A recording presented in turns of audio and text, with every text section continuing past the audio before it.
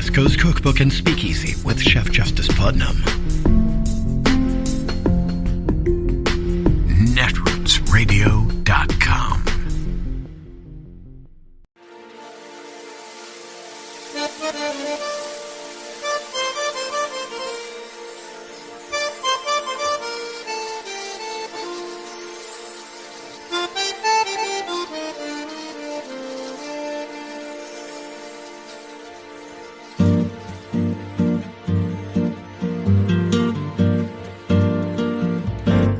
Je voudrais du soleil vert, des dentelles et des théières, des photos de bord de mer, dans mon jardin d'hiver.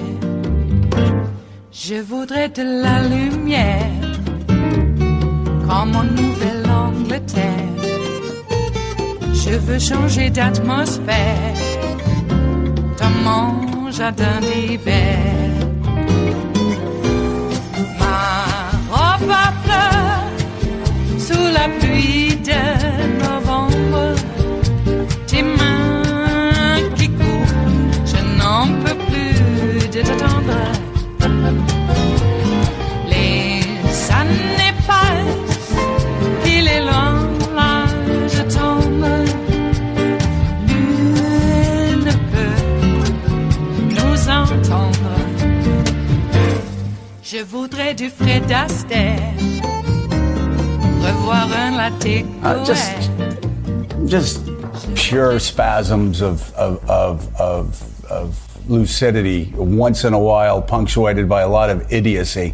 The Republican-led Oversight Committee is claiming, of course, without direct evidence, that President Biden's family engaged in elaborate influence peddling schemes. The chair of that committee, Kentucky Congressman James Comer, talked about those allegations in an interview yesterday and ended up admitting they've lost contact with the submarine. Now that's a Hunt for Red October joke. With the informant who made the initial claim. You have spoken with whistleblowers. You also spoke with an informant who gave you all of this information. Where is that informant today? Where are these whistleblowers? Well, unfortunately, we can't track down the informant. We're hopeful that the informant is still there. The whistleblower knows the informant. The whistleblower is very credible. Hold on a second, Congressman. Did you just say that the whistleblower or the informant is now missing? Well, we're hopeful that we can find the informant. Now, remember, these informants are kind of in the spy business. So they don't make a habit of being seen a lot or being high profile or anything like that. 9 of the 10 people that we've identified that have very good knowledge with respect to the Bidens, they're one of 3 things, Maria. They're either currently in court, they're currently in jail, or they're currently missing.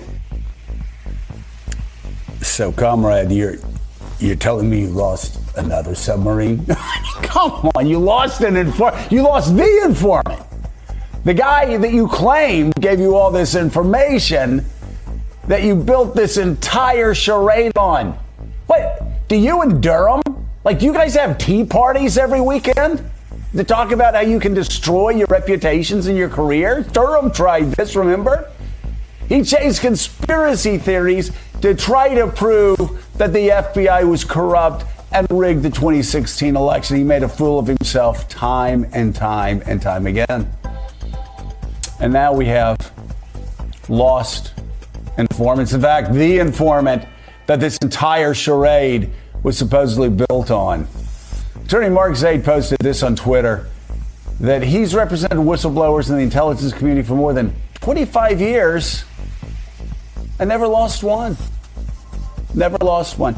I don't really know, Charlie, where to begin with this one, except for the fact that we had all of this breathless huffing and puffing about the FBI being corrupt and staging January the 6th and spying on Donald Trump. And then you had all of right-wing papers, Trumpy papers, saying that Durham was proving that Hillary spied. And then it all ended up being a lie.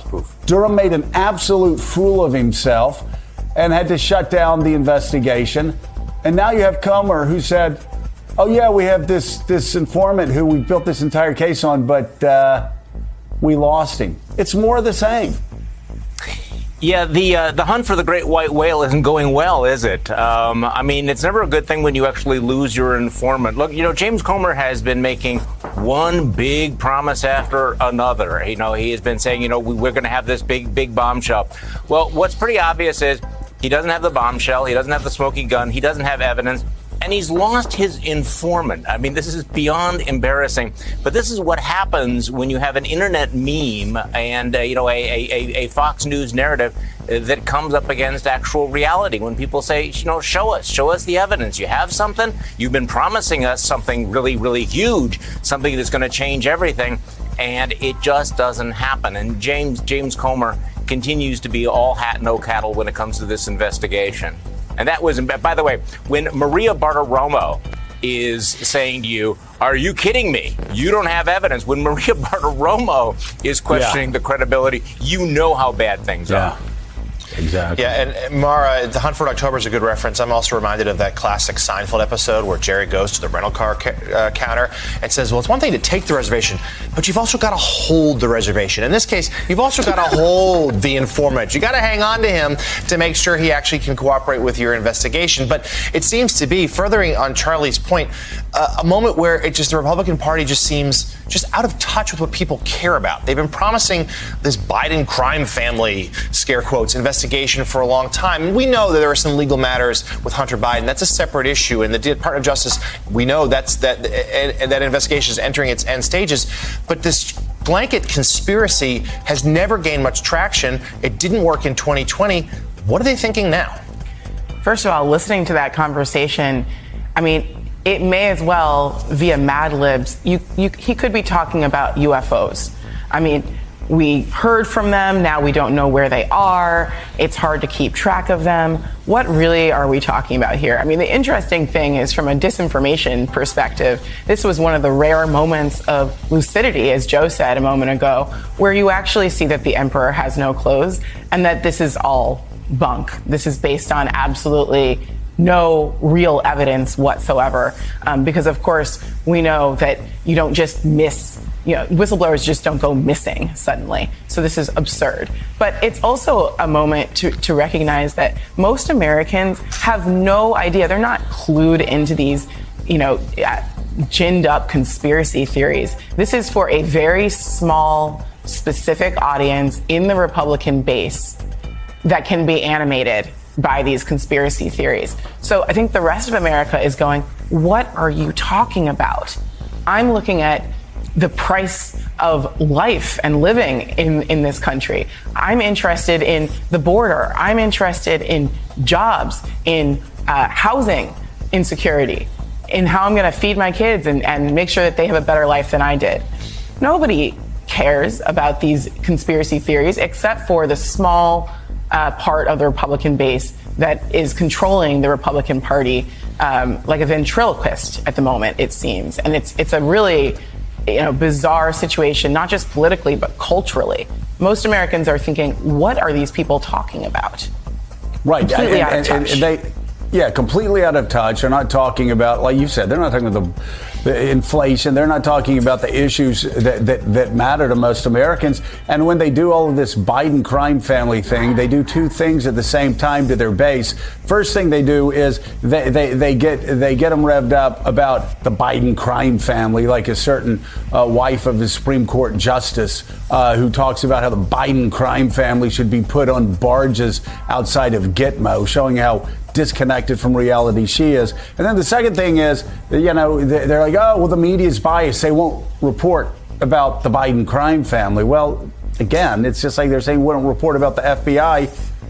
You actually had Durham investigate the investigators longer than the investigation actually went on, trying to prove that the FBI, that the deep state, that all these people somehow had it out for Donald Trump. And it ended up being nothing. The only thing that came out of that investigation was that John Durham, who had a good reputation beforehand, destroyed his reputation, destroyed his career. And in this case, Rev, you now have the same thing. Oh, why aren't you talking about the Hunter Biden laptop? Why aren't you talking about this? Why aren't you talking about that? I'll just say what I've said all the time. I've said here time and again. You know, right now, Hunter Biden's being investigated by the Justice Department for, I think, tax issues.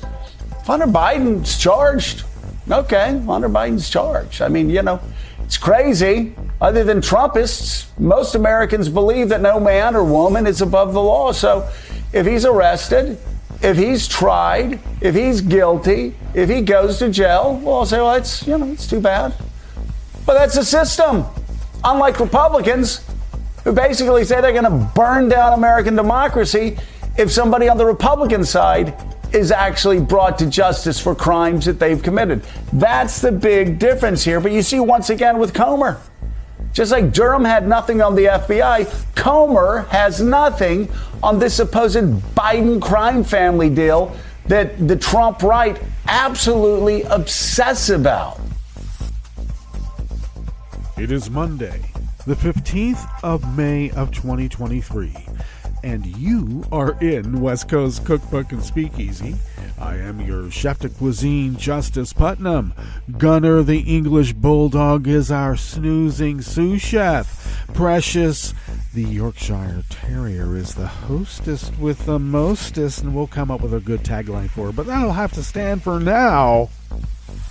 And today's especially special daily special is River City Hash Mondays, because hey, it's Monday and that's what we do. Okay, put it all together, chop it up, spice it a little bit, and there you go. Start off the day on something that sticks to your ribs, as we used to say out in the fields of galore, whatever that means. Fields of galore. Okay, so they're still going after Hunter's laptop, and I want to know who the key witness, I want to know who the informant is. Apparently they're in the spy business, and apparently spies, 9 out of 10 of them, are either incarcerated, missing. Okay, well, they don't want anyone to know who they are. Reminds me of a time when I had made a handmade Spider-Man outfit. Yes, this is before the cartoon even. Just from the comic book. That was how enamored I was. Made my own Spider-Man outfit. And I used to do backflips off of the garage door. We would close it on the inside and then get up and hang on to the top rung. Let that thing open, and then when it came open, you did a little backflip and landed on your feet. And one time I didn't. Smacked my head, and it didn't feel good, and I got taken to the hospital. Took too long for the ambulance to get there, so my dad was driving me to the clinic. And I remember telling him, and this is what the point of the story is Dad, don't, when we get to the hospital, don't take my mask off, because I don't want anyone to know who I am.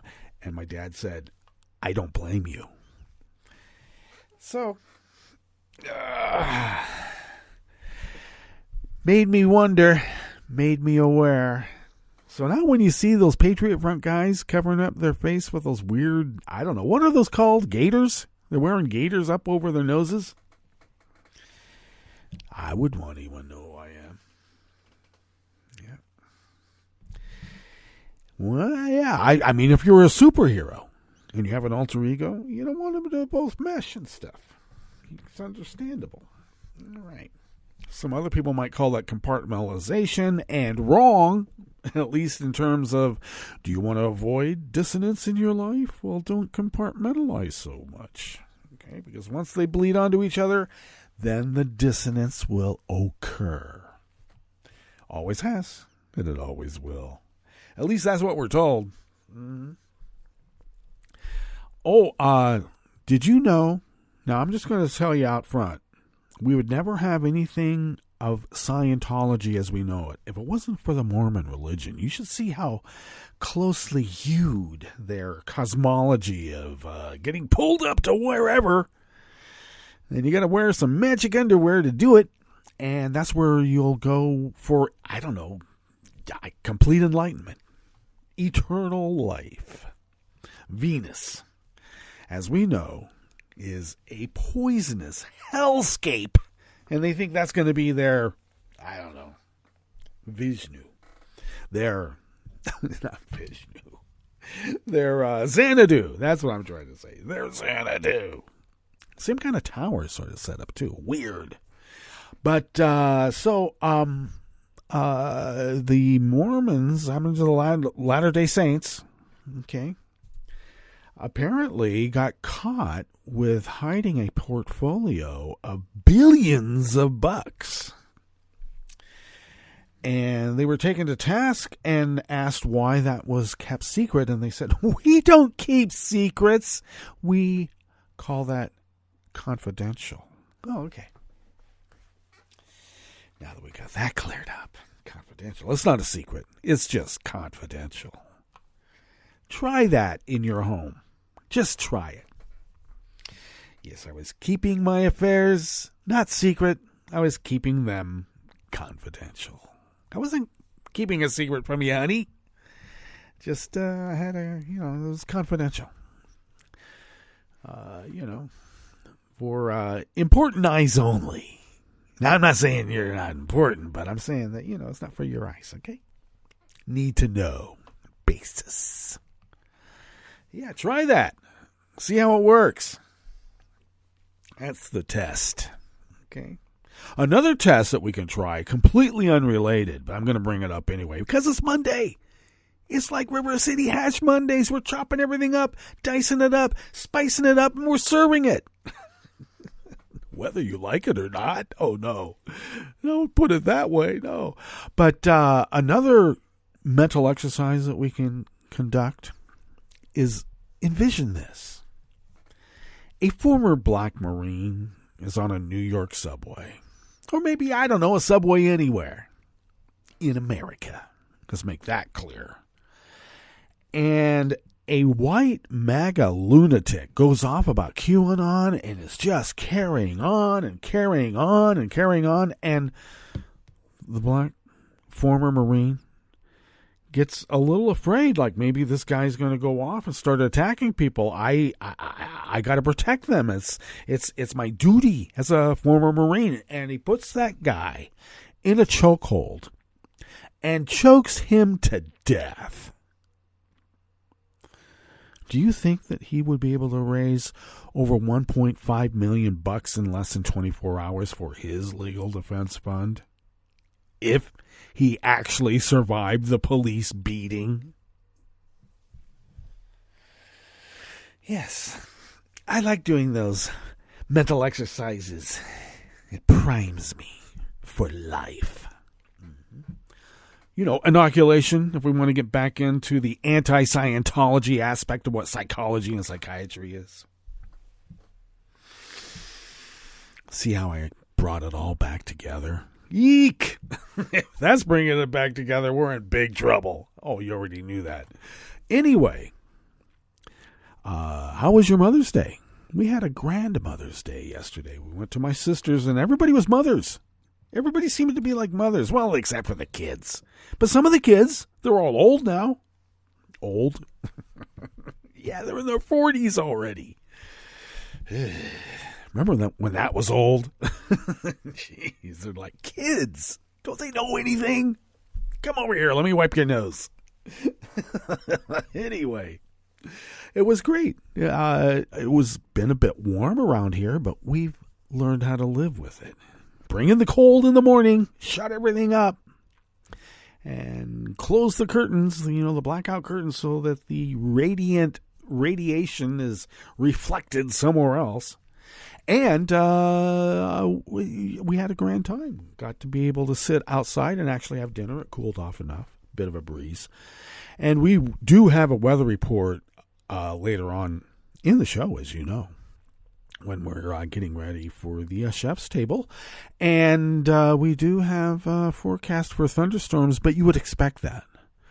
Hot air off of the big land mass, and then a little bit cooler air off the ocean. That will mix where we are, and that, creates thunderstorms, hot and cold. Like I said, try it at home and see how it works. Hot and cold, thunderstorms everywhere. Anyway, had a great dinner, and Mom was doing pretty good. She's getting around and stuff, so, we like that. And I think today it might be a day of rest. We might, I don't think we have anybody coming by today.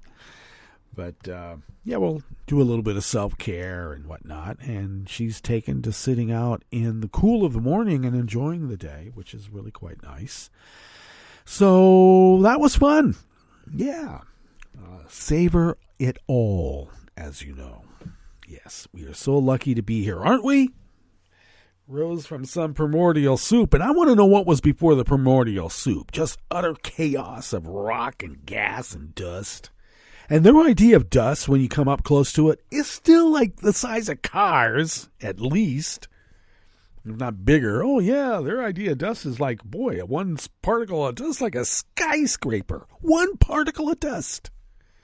It looks so small from so far away. No shit, Sherlock. Dust.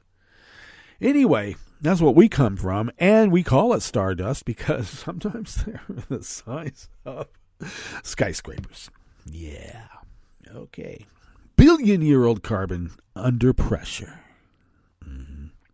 All right. Well, we do have a curated show, and we don't have to do the stream of consciousness throughout, though we sometimes will anyway, as you know. So what do we have in store for you? As you already know, James Comer lost his key witness, and now he can't get up. He just can't. Those guys, they're going to Benghazi themselves right back into wherever it was they were before. Waste of time. On the rest of the menu, a Tennessee company is refusing a National Highway Traffic Safety Administration demand to recall 67 million potentially dangerous airbag inflators that have actually killed people. We deny your claim. GOP state lawmakers are trying to restrict ballot initiatives in an attempt to thwart abortion protections. They just do not believe in freedom for all. And a Biden administration proposal would let conservationists lease public land, much as drillers and ranchers do. Yes, fight fire with fire.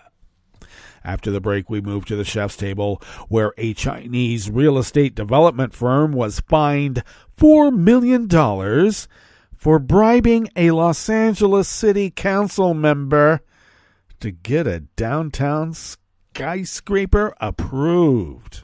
Oh, and in just a complete coincidence, China sentenced a 78-year-old U.S. citizen to life in prison on spying charges when he was living in Hong Kong a bunch of years ago. All that and more on West Coast Cookbook and Speakeasy. Bon appetit.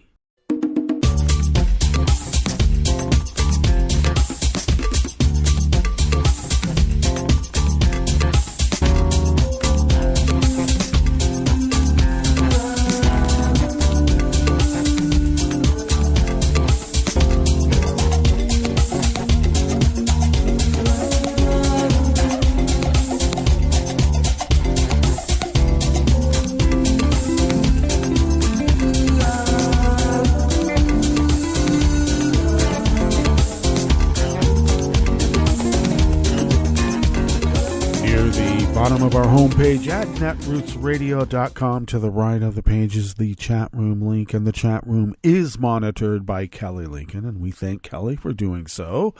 Across the page to the left from that chat room link is the link to our Patreon page, and if you could become a recurring Patreon of Netroots Radio, and if you could afford, possibly if you could afford to send us what you might spend on an espresso type coffee drink once a month, it really does help us pay our bills and all the other costs that are incurred running this powerhouse of resistance, as we have been able to do so because of your great generosity for over a dozen years. That's right. So thank you for that generosity, and we will continue being a bulwark against, let's just call it what it is, Nazi fascist takeover of the world. We won't let it happen, not on our watch. Jeez. But thank you for that generosity. If you would like to follow Netroots Radio on Twitter, Mastodon, and Spoutable, you can do so by going to @Netroots Radio. Tom takes care of that. Should remind folks, Tom and I did speak, and we're going to start phasing Netroots Radio out of Twitter because, hell, what is going on? Yeah, they have a new CEO who Musk announced as being CEO 3 days ago, and now she's saying she's been CEO for 3 months, and I'm like, really? 3 months, and you've been allowing all that BS to go on for 3 months, and you've been supposedly CEO for 3 months? Anyway, it looks like it's becoming a 4chan cesspool, maybe even 8chan. So, you can still find us at Mastodon and Spoutable. So there, at Netroots Radio. Thank you, Tom.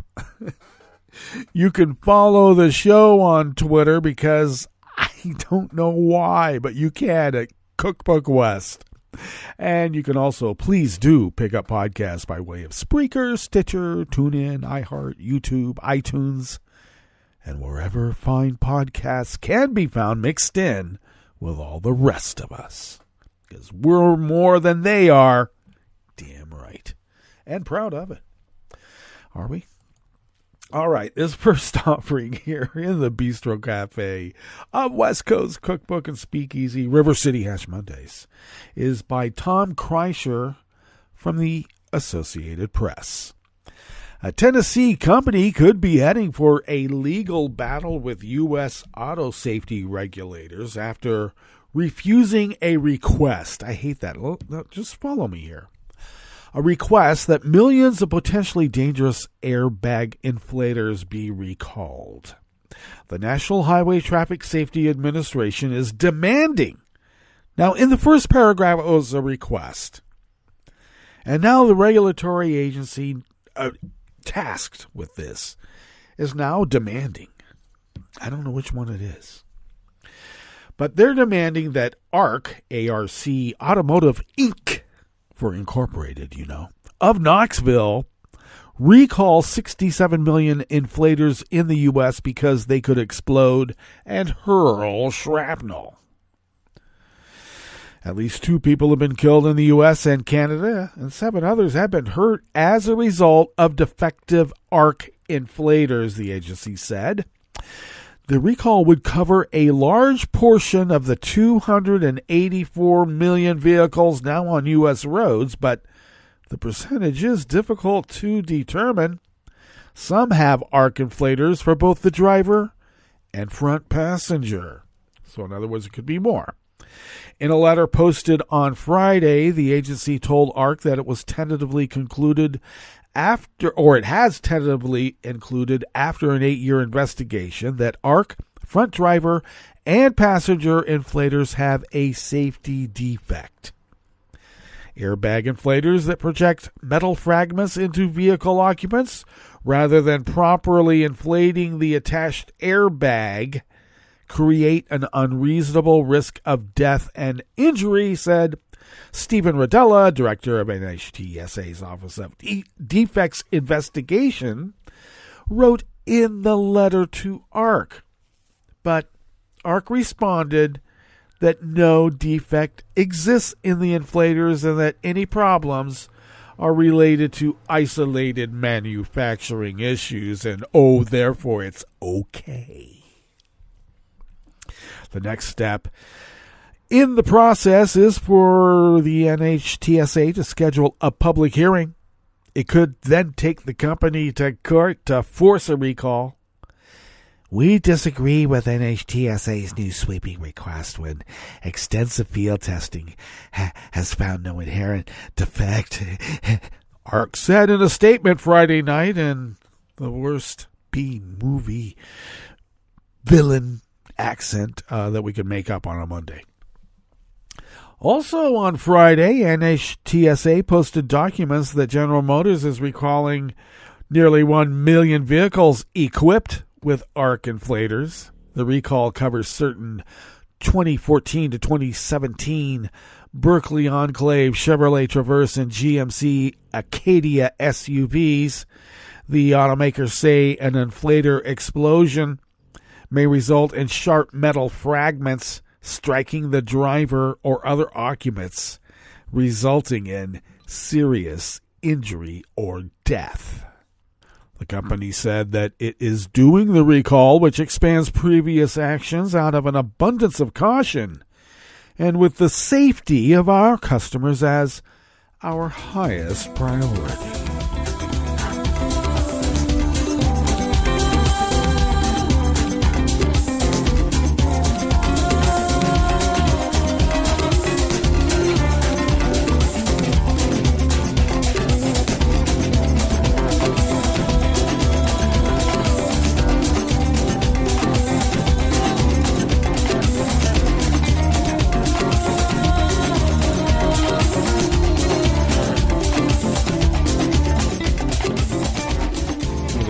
Smith, or is it Smythe, of the Associated Press, brings us this next offering here in the Bistro Cafe of West Coast Cookbook and Speakeasy, River City Hash Mondays, with other state lawmakers seated around her in the Ohio House. Democratic State Representative Tavia Golansky got to her feet and began to loudly chant, "One person, one vote."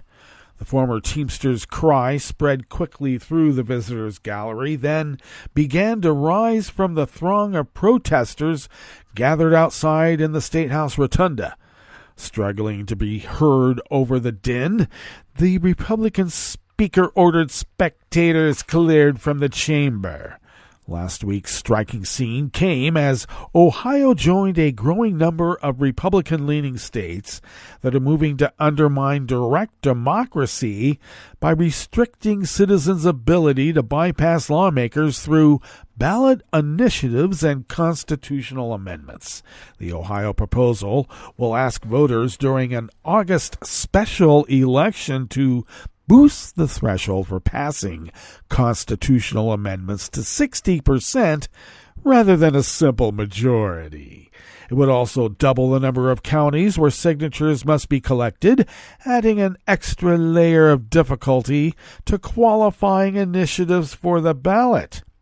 The Missouri legislature failed to approve a similar measure on Friday last, but Republicans vowed to bring the issue back in 2024 in an attempt to head off a citizens' attempt to restore abortion rights in the state through a constitutional amendment. A similar measure will be on North Dakota's ballot next year, while one in the works in Idaho would ask voters to increase signature requirements imposed on petition gatherers. In Wisconsin, which does not allow statewide citizens' initiatives, Republicans who control the legislature have proposed prohibiting local governments from placing advisory questions on ballots. Such referenda are sometimes used to boost voter turnout, though results don't carry the weight of law. Florida Republicans added new hurdles to that state's constitutional amendment process in 2020. The trend has taken off as Democrats and left-leaning groups frustrated by legislative gerrymandering that locks them out of power in state legislatures are increasingly turning to the initiative process to force public votes on issues that are opposed by Republican lawmakers, yet popular among voters, meaning majority rules, but not here in America. We got a special, exceptional kind of democracy. Only about half the states, mostly in the western U.S., allow some form of citizen ballot initiative.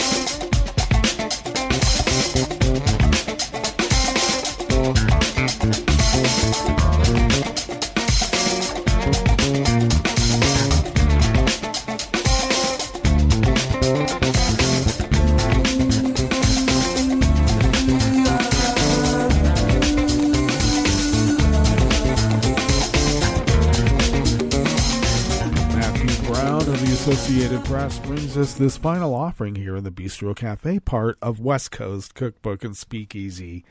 The Biden administration wants to put conserving vast government-owned lands on equal footing with oil drilling, livestock grazing, and other interests, according to a top administration official who defended the idea against criticism that it would interfere with industry.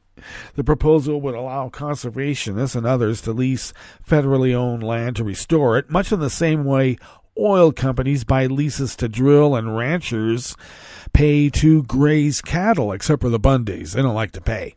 Companies could also buy conservation leases, such as oil drillers who want to offset damage to public land by restoring acreage elsewhere.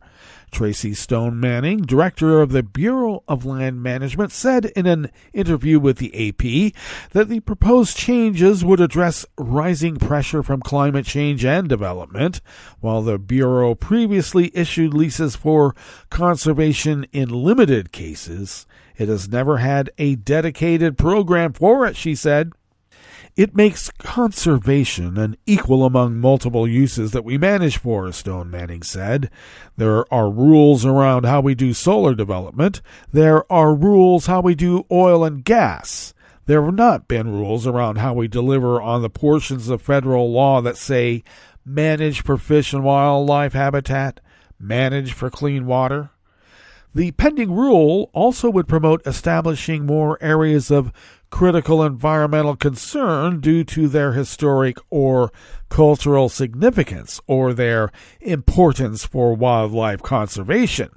More than 1,000 such sites covering about 33,000 square miles have been designated previously. By comparison, about 242,000 square miles of Bureau land are open to grazing livestock.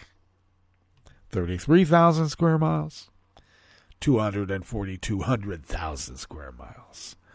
But more than a century after the U.S. started selling oil and gas leases, the conservation idea is stirring debate over the best use of government-owned property, primarily in the West. Opponents, including Republican lawmakers, are blasting it as a backdoor way to exclude mining, energy development, and agriculture from land controlled by the Bureau of Land Management. Well, too bad. Maybe we want to save them for future generations that maybe might want to more prudently use the land. All right.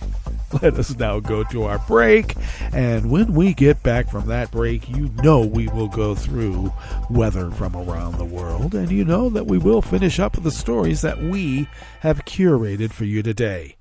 You are listening to West Coast Cookbook and Speakeasy, and we will be right back. You are listening to netrootsradio.com. Please hang up and try again.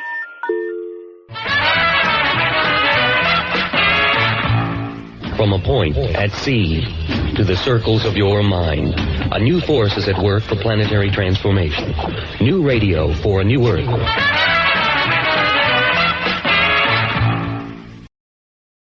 This is Take Two Movie Review. I'm Clinton Johnston. This week, themes are not just for 8th grade book reports. One of the joys of the Marvel flicks is finding quality where you least expect it, like in Guardians of the Galaxy movies. I mean, where the first one felt zippy and fresh and argued that there's moral and emotional righteousness when heterogeneous groups work together against divisive homogeneous totalitarians, the second one did fall into familiar action movie central white male daddy issue land. And, as She-Hulk so aptly pointed out, they doubled down, 2 daddies, same issues. But I have a friend who had just lost her father who found it very moving. We all bring different things to stories and take different things from them.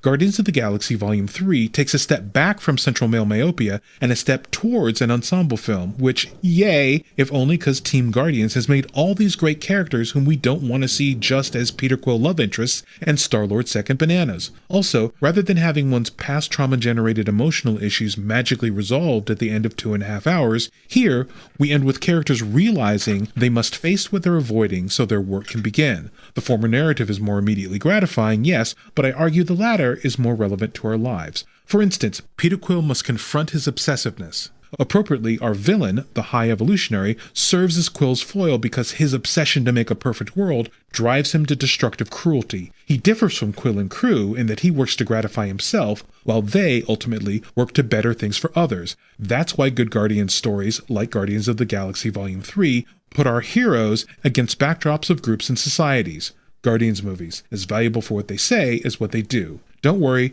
Volume 3 does a lot. There are killer fight scenes, great Groot and Drax moments, and a rocket backstory that is much, much more harrowing than you're ready for. This has been Take Two Movie Review. I'm Clinton Johnston. Catch up with us at TakeTwoMovieReview.com and feed us back on our channel on YouTube.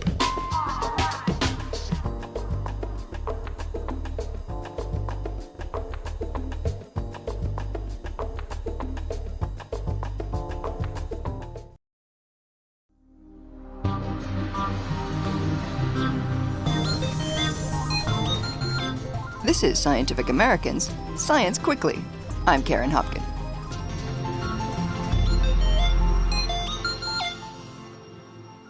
Little kids say the most nonsensical things, like my son at the aquarium when he was 2 or 3. They say blue, blue. I think that one and this one is saying blue, blue. Even sweeter are the sounds they make when they're just beginning to explore their vocal capabilities. But human babies are not unique, at least when it comes to this sort of inarticulate articulation, because a new study shows that baby parrots also babble before they leave the nest. The findings appear in the journal Proceedings of the Royal Society B, Biological Sciences. When baby humans are babbling, they're kind of stringing a bunch of sounds together in sort of unintelligible ways. There's no identifiable context. Carl Berg is an associate professor of biology at the University of Texas, Rio Grande Valley. He says parrot babble is really very similar. Gibberish is a good descriptor. They're kind of mixing everything together and just seems like they're regurgitating everything they've ever heard before. Berg and his colleagues have been studying a species of parrot called the green-rumped parrotlet in Venezuela. We've been intensively monitoring the population. We're in our 35th consecutive year. The researchers positioned video cameras inside the birds' nests, but it took them a while to notice the baby parrots running through their vocal warm-ups. We initially missed it because when we first started filming inside the nest cavities, all the action, sort of all the interesting things seemed to be happening when the parents would arrive. That prompts the babies to start clamoring for food. But when their parents are away, the nestlings take turns napping, preening each other, and talking to themselves. Oftentimes the other siblings are asleep. And they keep up this peeping and cheeping, even after those siblings have flown the coop, leaving them the last little parrotlet left in the nest. So they're spending endless hours in there alone, and, they do look kind of bored, and we see babbling then as well. This nestling nattering differs from adult conversation in that it's a little lackadaisical and very, very quiet. If you're standing just a few feet from the nest, I suspect you would not hear it. Whereas mature calls are much faster paced. And generally more strident. Keeping these experimental vocalizations to a whisper makes sense if you want to avoid attracting predators to your nest. And South American parrots are not the only ones that do it. Berg has since found that the babies of another type of parrot, one that lives in Mexico and southern Texas, also babble, in work that he'll be presenting at the Animal Behavior Society's annual meeting this summer.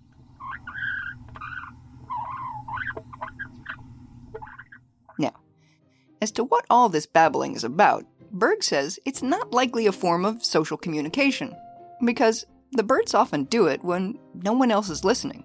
Of course, a better explanation for what they're doing is that they're practicing and possibly adjusting the way they make certain calls as they get a better handle on what they're hearing, presumably by watching and listening to adults as they interact. So, in addition to producing the standard feed me chirps, the babies are tossing out contact calls, like the ones adults use to coordinate their movements, alarm calls, like the ones that ring out when a parrot spots a snake or a hawk, and warbling calls that are produced to defend the nest. But in babbling, all these calls are just sort of jumbled together, without any readily identifiable purpose or context. It's like a rehearsal for when the birds really do have nests to defend, behaviors to coordinate, and predators to warn about. So babbling is a medley, a tossed salad of all these different calls that either are already or will eventually be used in more specific functional contexts. Berg also found that a babbling parrot's playlist can be boosted by steroids. By giving a modest dose of corticosterone to nestlings twice a day for a week, we were able to show that the corticosterone-treated nestlings had a larger repertoire. Well, that makes sense because stress hormones are key to coordinating a baby bird's growth and maturation. Now, as to whether having a more extensive songbook might be beneficial, it's quite possible. A large repertoire in songbirds has been shown to be advantageous in numerous ways related to reproduction. To find out if the same is true for parrots, Berg will continue to observe his oldest feathered friends. One way we can figure that out is by continuing the long-term ecological monitoring, where we capture essentially every individual in the population and put unique color bands on them. That way, Berg and his colleagues can assess whether the parrots who had the widest vocabulary in their baby days are the movers and shakers in parrotlet society today. At least as evidenced by their reproductive success, which would be something to crow about. Science Quickly is produced by Jeff Delvisio, Tulika Bose, and Kelso Harper. Subscribe wherever you get your podcasts, and visit scientificamerican.com for updated and in-depth science news. For Scientific Americans, Science Quickly, I'm Karen Hopkett.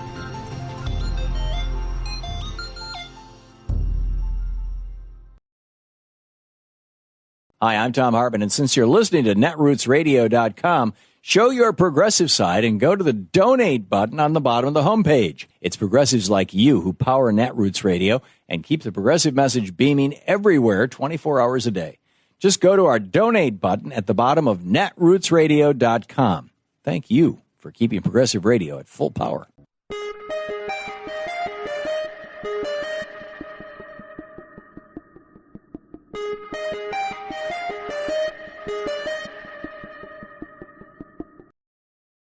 I'm Rick Smith, and this is Labor History in 2. On this day in labor history, the year was 1917. That was the day of the founding of the Library Employees Union of Greater New York. This was the first public library workers' union in the United States. From its beginning, one of the key efforts of the union was the fight for equal rights for women and men in the library field. Maud Malone was one of the leading spokeswomen for the union. She was also an active supporter of the campaign for women to win the right to vote. The union leaders worked to build relationships with other women's rights organizations. According to a report on the first 2 years of the union's activities, the union arose out of the need to remedy the particularly bad working conditions and wages of librarians, especially in the public libraries of the city. The union wanted to improve the promotion system, especially for women. In order to strengthen their cause, the union leaders corresponded with libraries as far away as England, France, Australia, Africa, and South America. These exchanges centered on discussing the library question from the union point of view. Promoting the union point of view to library workers proved to be a tough task. The union tried to convince library employees to think of themselves as workers and part of the working class. The union advocated for library employees to be included as part of the city's civil service system. But many of these workers thought of themselves as professionals. And in the end, this hesitancy to buy into the idea of unionization led to the downfall of the Library Employees Union, which ended its efforts in 1929. Labor History in 2 brought to you by the Illinois Labor History Society and The Rick Smith Show. For more information, go to laborhistoryin2.com.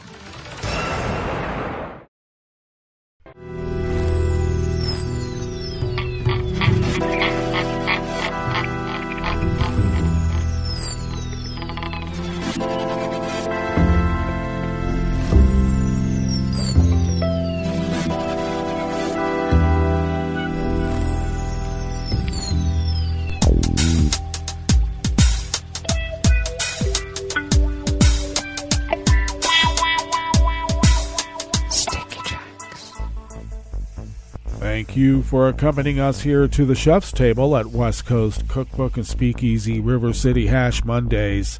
We always begin weather from around the world along the banks of the Rogue River and the Rogue River Valley of Southern Oregon on the west coast of the continental United States of America, where it is currently 58 degrees Fahrenheit, expecting highs in the upper 80s to low 90s with partly cloudy conditions throughout the day with showers and thunderstorms throughout the day.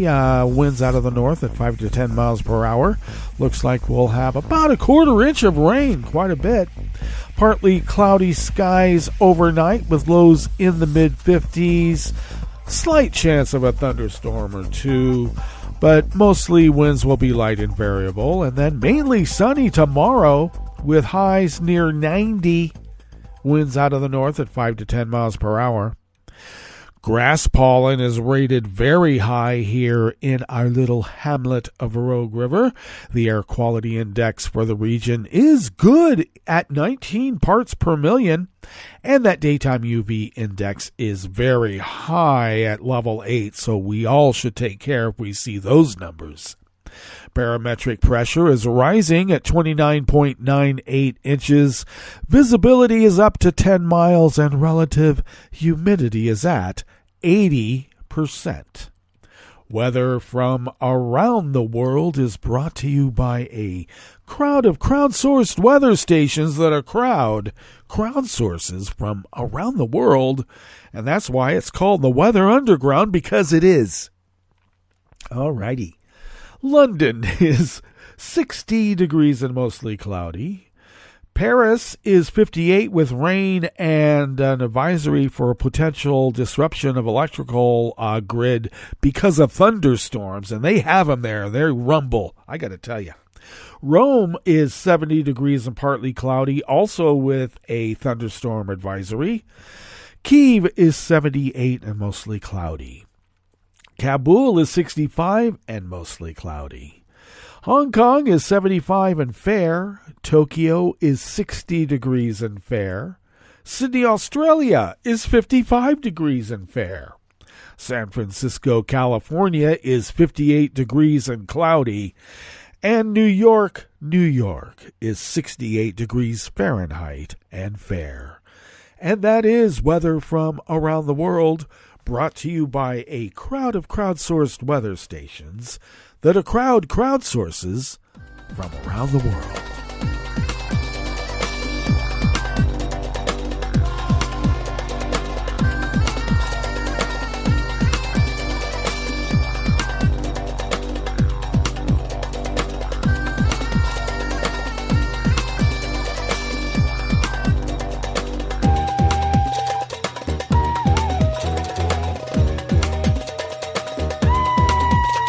The weekend staff at the Associated Press brings us this first amuse-bouche here at the chef's table at West Coast Cookbook and Speakeasy River City Hash Mondays.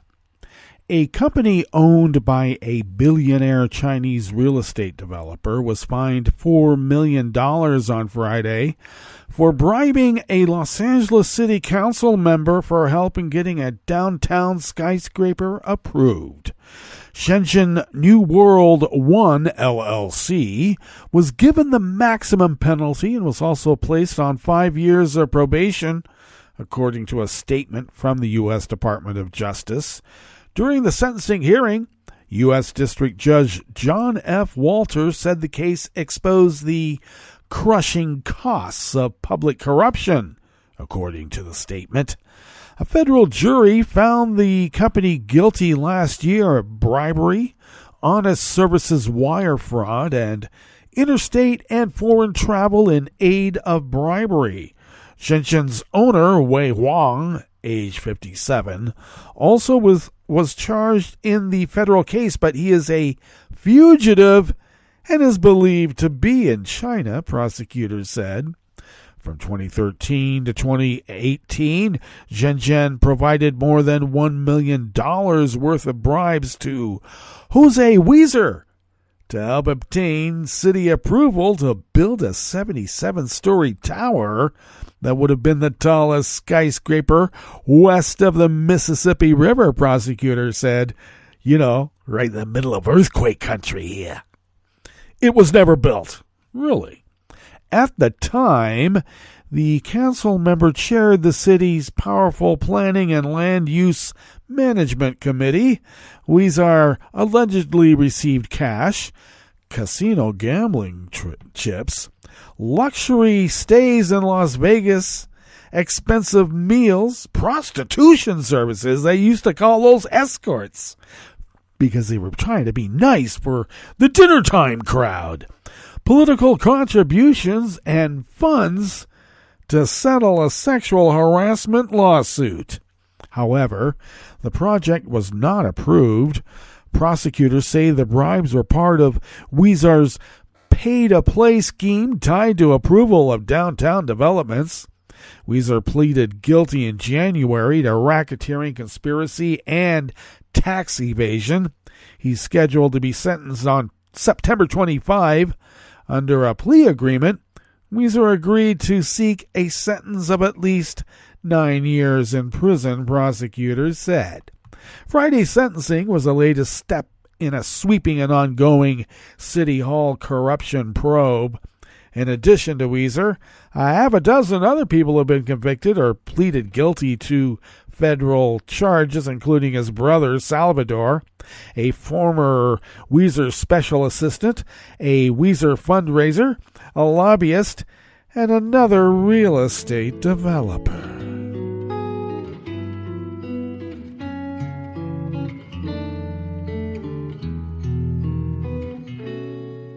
Je te donne ce mon amour pour la vie entière, la promesse de me trouver à tes genoux. Aussitôt que tu m'appelles, rester toujours fidèle, c'est tout, c'est tout. Je te donne tous mes printemps, mes étés de mer, mes automnes quand les feuilles tombent partout. Si ce n'est pas une bonne affaire, je te donne tous mes hivers. Staff at the Associated Press bring us this final amuse-bouche here at the chef's table at West Coast Cookbook and Speakeasy. China sentenced a 78-year-old United States citizen to life in prison today on spying charges in a case that could exacerbate the deterioration in ties between Beijing and Washington over recent years. Details of the charges against John Xingwan Luang, who also holds permanent residency in Hong Kong, have not been publicly released. Luang was detained on the 15th of April of 2021 by the local Bureau of Chinese Counterintelligence Agency in the southeastern city of Zhouhua, according to a statement posted by the city's intermediate court on its social media site. His detention came after China had closed its borders and imposed tight domestic travel restrictions and social controls to fight the spread of COVID-19. Relations between Washington and Beijing are at their lowest in decades amid disputes over trade, technology, human rights, and China's increasingly aggressive approach toward its territorial claims involving self-governing Taiwan and the South China Sea. High-level government visits have been on hold, and U.S. companies are delaying major investments amid mixed messages from Beijing. Well, that brings us to the end of our broadcast period for the day. But you do know Netroots Radio broadcasts on, and we will meet up here tomorrow for Terrytown Chowder Tuesdays. So do stay tuned to Netroots Radio all day and all night for all the breaking news as it breaks. And we will meet up here tomorrow, right here in West Coast Cookbook and Speakeasy. Bon appetit.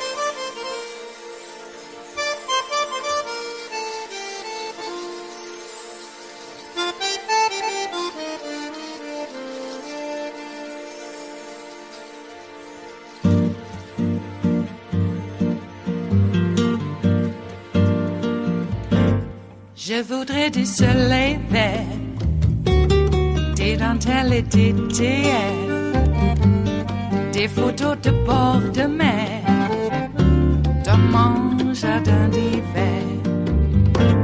Je voudrais de la lumière, comme en Nouvelle-Angleterre. Je veux changer d'atmosphère, dans mon jardin d'hiver. Ma fleur sous la pluie de novembre, tes mains qui courent, je n'en peux plus de t'attendre. Les années passent, il est loin, là je tombe. Nul ne peut nous entendre. Je voudrais du Fred Astaire, revoir un latte Goël. Je voudrais toujours te plaire, dans mon jardin d'hiver. Je veux déjeuner par terre, comme au long de golfe clair, t'embrasser les yeux ouverts, dans mon jardin d'hiver.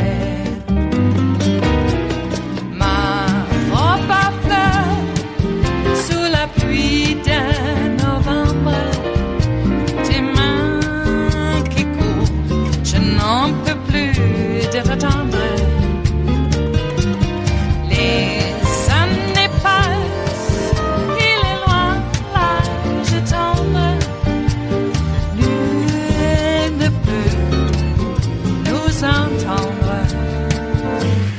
Ba-da-da-dum-di-da-dum. Ba-da-da-dum-di-da-dum. Ba-da-da-dum-di-da-dum. Dans mon jardin d'hiver. Ba-da-da-dum-di-da-dum. Ba-da-da-dum-di-da-dum. Ba-da-da-dum-di-da-dum. Dans mon jardin d'hiver. Dans mon jardin d'hiver. Dans mon jardin d'hiver.